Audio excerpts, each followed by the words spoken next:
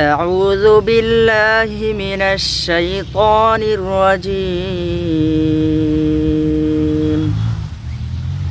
بسم الله الرحمن الرحيم وإذ قلتم يا موسى لن نؤمن لك حتى نرى الله جهرة فأخذتكم الصاعقة وأنتم تنظرون আসসালামু আলাইকুম রহমতুল্লাহ। বিসমিল্লাহির রহমানির রহিম। আল্লাহ তাআলা সূরা বাকারার ৫৫ নম্বর আয়াতে বলেছেন, আর যখন তোমরা বললে হে মূসা, আমরা তোমার প্রতি ঈমান আনব না যতক্ষণ না আমরা প্রকাশ্যে আল্লাহকে দেখি। ফলে বজ্র তোমাদেরকে পাকড়াও করলো আর তোমরা তা দেখেছিলে। মানে আল্লাহ তাআলা এখানে বলতেছেন যে, আর যখন তোমরা বললে হে মূসা, আমরা তোমার প্রতি ঈমান আনব না যতক্ষণ না আমরা প্রকাশ্যে আল্লাহকে দেখি। মূসা আলাইহিস সালাম যখন তুর পাহাড়ে তাওরাত কিতাব আনতে গিয়েছিলেন, তখন সাথে 40 জন লোক নিয়ে গেছিলেন।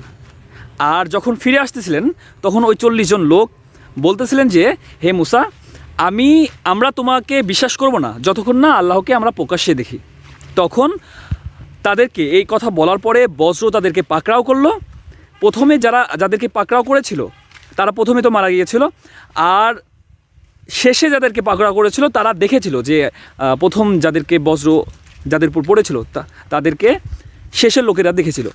আল্লাহ তাআলা আমাদের সবাইকে বোঝার মতো তৌফিক দান করুক এবং আল্লাহ রাসূলের মাধ্যমে যা কিছু আমাদের কাছে পাঠিয়েছে তা গ্রহণ করা এবং তারপরে আমল করা তৌফিক দান করুক। সবাই 5 ওয়াক্ত নামাজ পড়বেন এবং আপনার আশেপাশে যারা রয়েছে, যারা নামাজ পড়ে না, হতে পারে আপনার পিতামাতা, আপনার সন্তান, আপনার স্ত্রী, আপনার ভাই বোন, আপনার পাড়া প্রতিবেশী, আপনার আত্মীয় স্বজন, আপনার বন্ধুবান্ধব, সবাইকে 5 ওয়াক্ত নামাজের দাওয়াত দিবেন এবং সবাইকে 5 ওয়াক্ত নামাজের মধ্যে নিয়ে চলে আসবেন।